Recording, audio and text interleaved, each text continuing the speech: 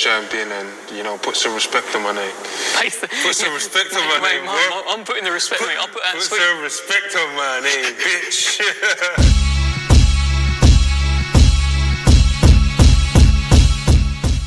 What's up, fight fans? This is Bivol with Counterpunched Boxing News, and I have some new news concerning Dmitry Bivol. Get this, after reviewing the fight, Dmitry Bivol had a few counterpunches of his own about his performance, and he had this to say. He said he waited too much for perfect moments against Artur Beterviev.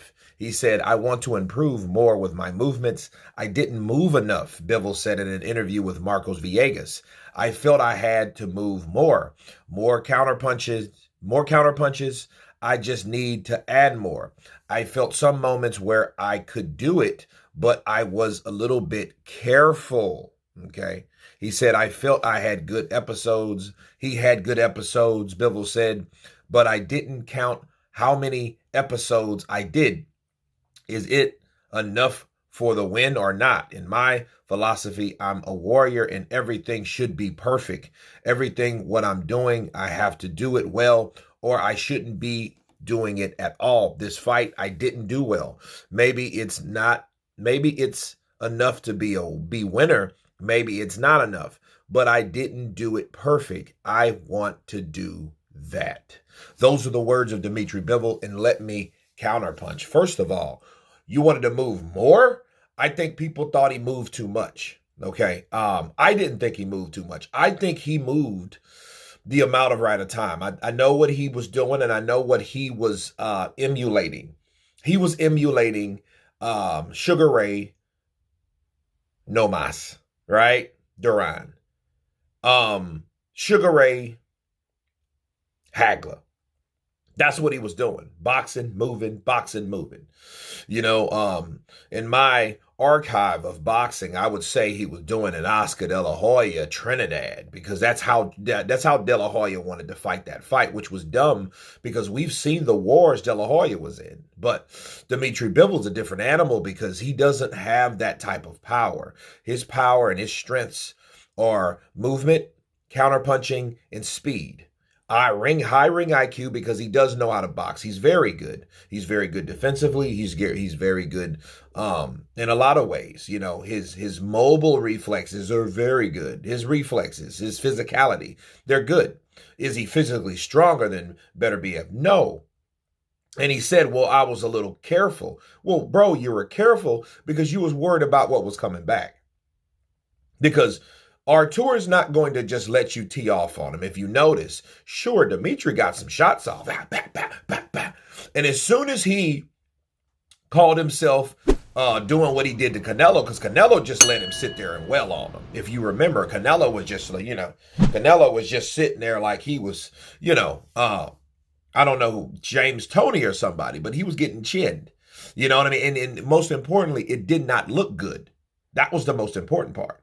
It didn't look good at all.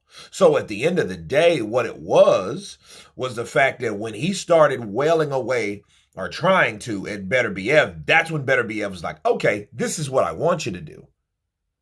Okay, so I like the counterpunching ability, sure, but I mean, if someone's waiting for you to start onslaught of punches so they can get their punches through, you know not to sit there and throw many punches. So for him saying, oh, well, I could have did this, I could have done that, I could have moved more. No, you didn't have to move more. And I think moving gave away the fight, because moving would allow him to throw punches at you when you're not punching.